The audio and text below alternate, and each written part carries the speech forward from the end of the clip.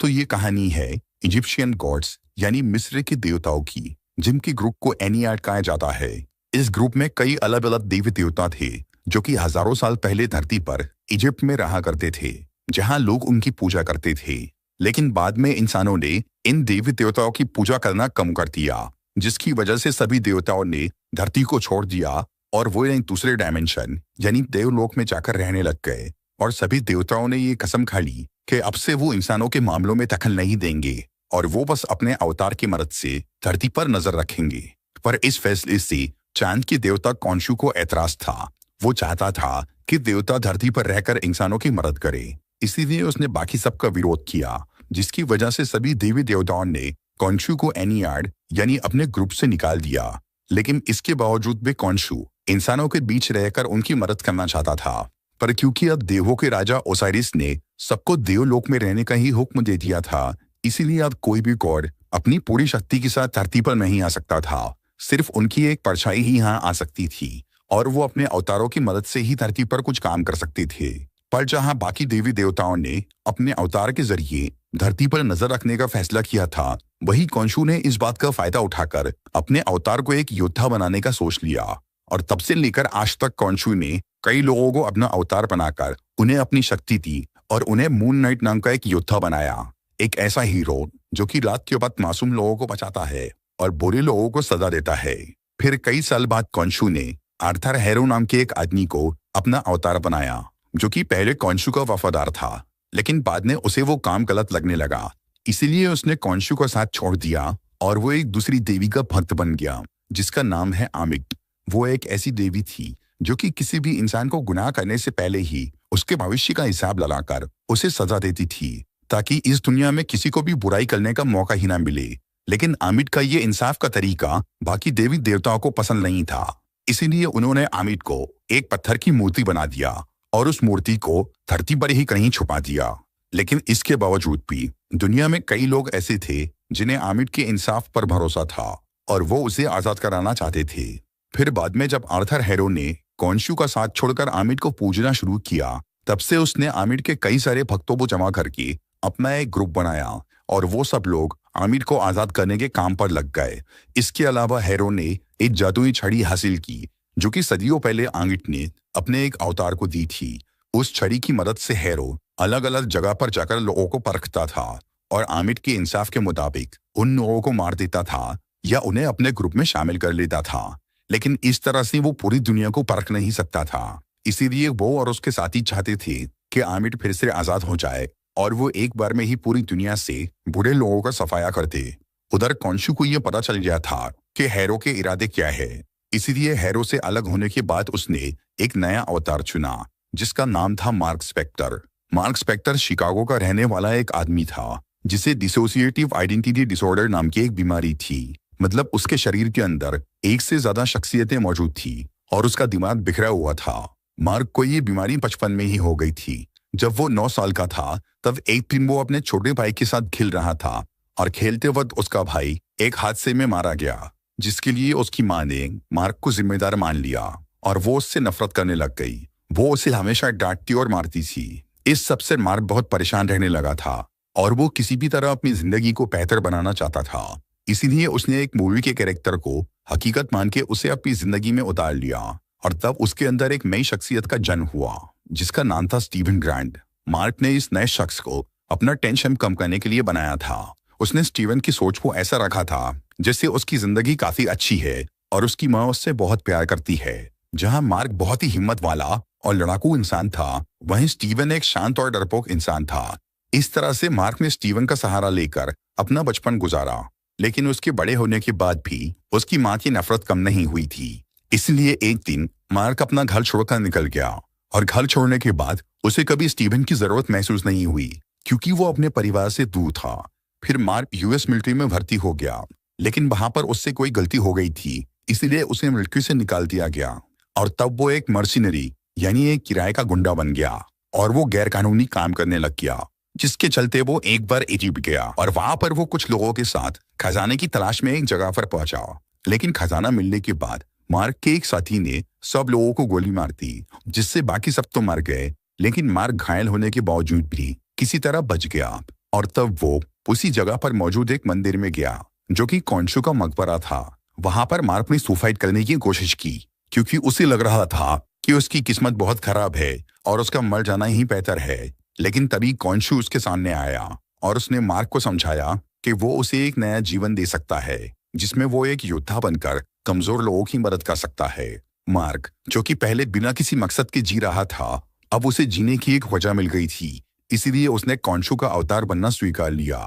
उधर कॉन्शु को मार्क की दिमागी हालत मालूम थी, इसीलिए उसने मार्क से ये सौदा किया कि स्टीवन उसके काम के बीच में नहीं आना चाहिए, जिसके लिए वो तैयार हो गया और उस दिन से वो मूड नाइट बनकर मासूम लोगों को बचाने लग गया। इसके अलावा कॉन्शु ने मार्क को आर्थर हैरो और आमिर के बारे में भी बता दिया था, इसीलिए मार्क हैरो को ढूंढने और उसे रोकने के काम पे भी लग गया। फिर कुछ टाइम बाद मार्क की मुलाकात लेला एल्फुली नाम की एक लड़की से हुई, जिससे उसने शादी कर दी। मार्क ने लेला को अपनी मून नाइट वाली शक्ति और आना मिशन के बारे में बता दिया था, इसीलिए वो दोनों साथ मिलकर हैरो को ढूंढने का काम कर रहे थे। लेकिन बाद में मार्क को यह एहसास हुआ कि कॉन्शु लेला को अपनी अवतार बनाना चाहता है क्योंकि वो ज्यादा समझदार और हिम्मत वाली थी।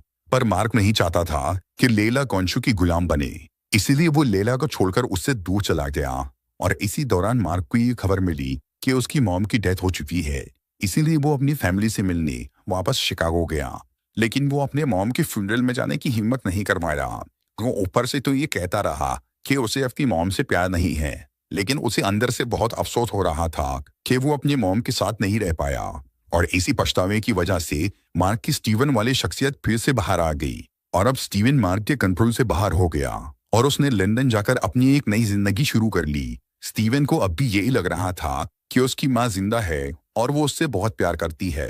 पुत्र मार्क अब सिर्फ रात के वक्त ही बाहर आता था और वो मून नाइट बनकर अपना काम करता था, जिसके बारे में स्टीवन को कुछ नहीं मालूम था।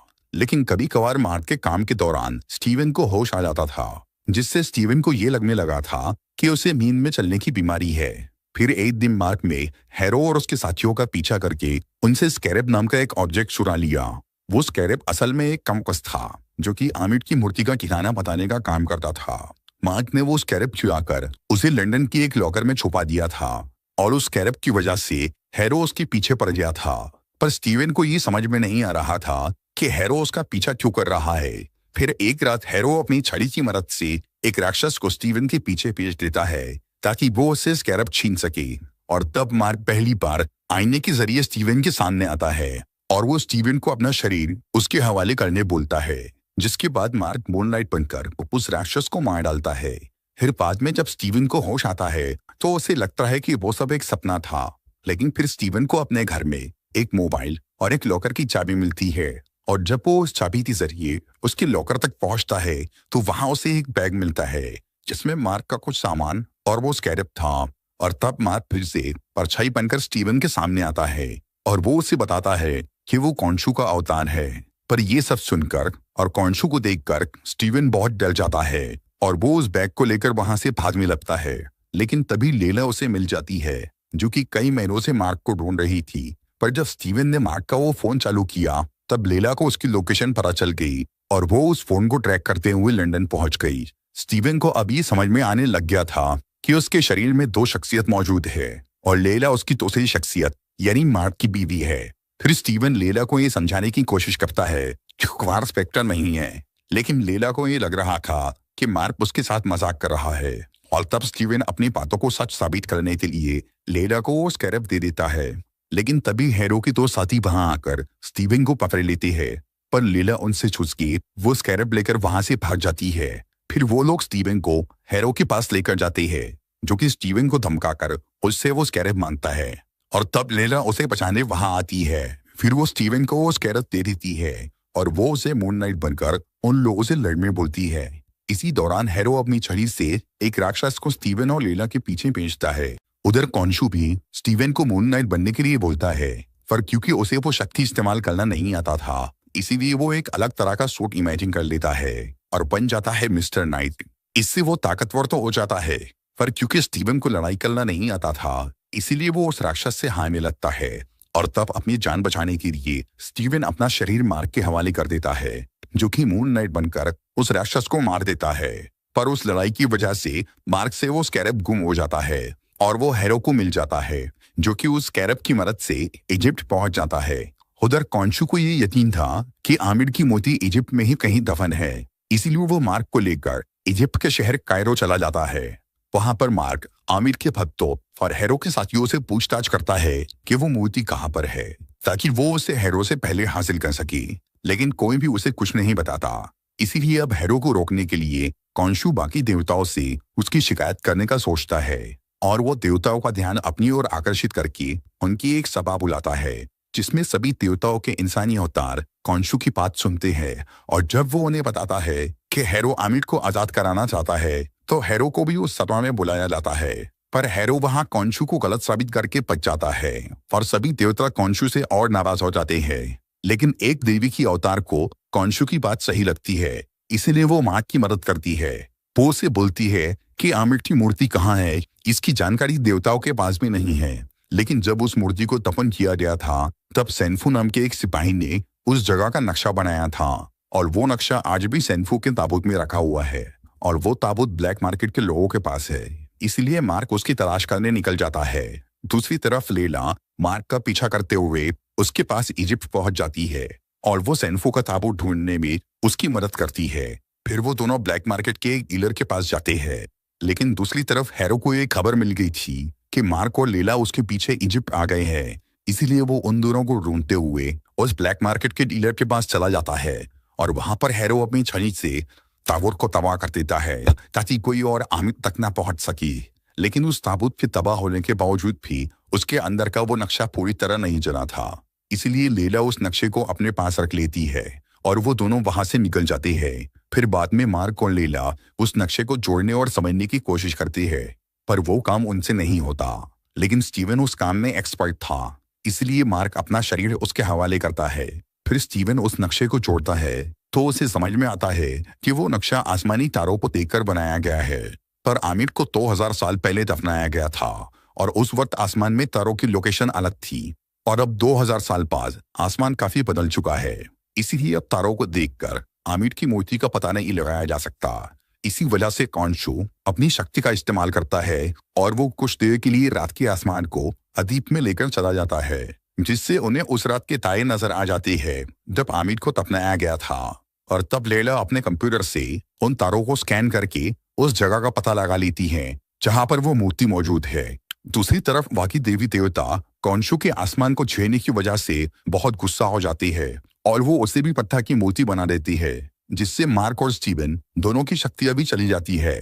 इसके बाद स्टीवन और लीला उस जगह पर जाती है जहां पर आमिर की मूर्ति दफन थी। उस जगह पर पहले से ही हैरो और उसके साथी खुदाई कर रहे थे। फिर स्टीवन और लीला छुपकर वहां पर घुसते हैं और वो काफी मुश्किल से हैरो से पहले ही उस ताबूत तक पहुंच जाते हैं जिसमें आमिर की मूर्ति थी। और वो ताबूत असल में अलेक्जेंडर द ग्रेट यानी सिकंदर का था, जो कि आमिर का आखिरी औस्ताद था। अलेक्जेंडर पहले आमिर का बहुत बड़ा भक्त था, लेकिन बाद में उसे आमिर के इंसाफ का तरीका गलत लगने लगा, इसीलिए उसने आमिर का साथ छोड़ दिया और उसने बाकी देवी देवताओं की मदद से उसे पत्थर की मूर्ति बना दिया। फिर जब स्टीवन उस ताबूत की तलाशी लेता है तो उसे अलेक्जेंडर की लाश के अंदर से आमिर की मूर्ति मिल जाती है। लेकिन इससे पहले कि वो उस मूर्ति को लेकर वहां से निकल पाते, हैरो और उसके साथी वहां पहुंच जाते हैं और जब मार्क उनसे लड़ने की कोशिश करता है तो हैरो उसे गोली मार देता है और वो उससे आमिर की मूर्ति छीन लेता है। फिर हैरो और उसके साथी आमिर की मूर्ति को लेकर उस पिरामिड की ओर जाने लगते हैं जहां देवताओं का कक्ष था, ताकि वहां वो आमिर को आजाद कर सके, और लीला छुपकर उनका पीछा करती है। दूसरी तरफ गोली लगने की वजह से मार्क और स्टीवन मर गए थे और मरने के बाद वो दोनों डुआर्ट यानी परलोक पहुंच जाते हैं जहां उन दोनों के शरीर अलग हो जाते हैं। मरने के बाद की दुनिया हर किसी को अलग अलग रूप में नजर आती है और क्योंकि मार्क और स्टीवन दिमागी मरीज थे, इसलिए उन्हें वो जगह एक मेंटल हॉस्पिटल के रूप में दिख रही थी। वहां पर उन दोनों की मुलाकात टावरेट नाम की एक देवी से होती है जिसका काम था मरे हुए लोगों को एक बड़ी सी नाव के जरिए और लोक से स्वर्ग तक पहुंचाना। लेकिन वहां जाने से पहले हर किसी के दिल को इंसाफ के तराजू में तोला जाता था।